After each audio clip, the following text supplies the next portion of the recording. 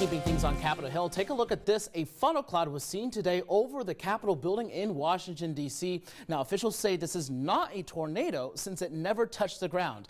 Now, the National Weather Service says a funnel cloud is a condensation funnel extending from the base of a towering cumulus cloud associated with a rotating column of air. Now, this is, again, not in contact with the ground, so it's just a funnel cloud, not technically a tornado. However, it is still something that you don't see every day. Speaking of things you don't see every day, the temperatures over in Brownsville making their way to 99 degrees. That actually tied to the old record set back in 1943, keeping with the Oppenheimer theme up there, I guess. Harlingen made up to 99 degrees, well short of their old record, and McAllen making up to 100, which is actually normal. That's where they should be this time of year, averaging out all the data. It just feels very hot out there, and a lot of that has to do with the humidity that we've been experiencing across the valley. Even in Edinburg, with the humidity, that dew point at 70 degrees, it feels like 104, winds coming out of the south-southeast at about 13 miles an hour, and across the rest of the valley we're anywhere from the low 90s along the coast, making our way up to the upper 90s and triple digits up into the upper valley in Stark County, Rio Grande City, sitting at 100 degrees at the moment. But we've been noticing the clouds throughout the entire afternoon dissipating. We were waiting to see if we could see a sea breeze shower or two break out earlier, and it just didn't happen. But what we are still tracking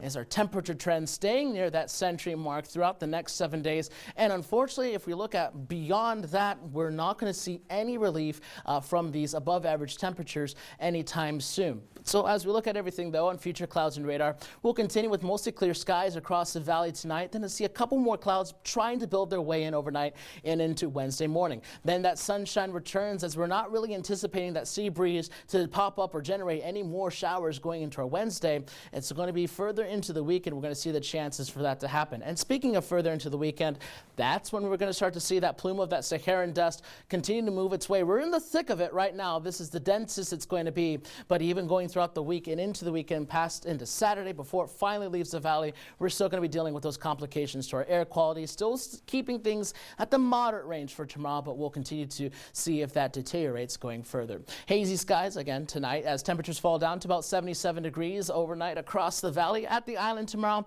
it's going to be a decent day if you don't mind that you can't get a good view because of the haze. A low rip current risk, choppy conditions later on in the bay. By the time we get towards the afternoon, the rest of the valley will see our daytime average high around 99 degrees with that heat index at about 106, a lot cooler than what we've seen over the last several weeks. Your 7-day forecast shows those rain showers chances increasing by the time we get towards the weekend. They're most likely to be of the sea breeze variety, and again, we're keeping those temperatures near that triple digits with overnight lows in the mid to upper 70s.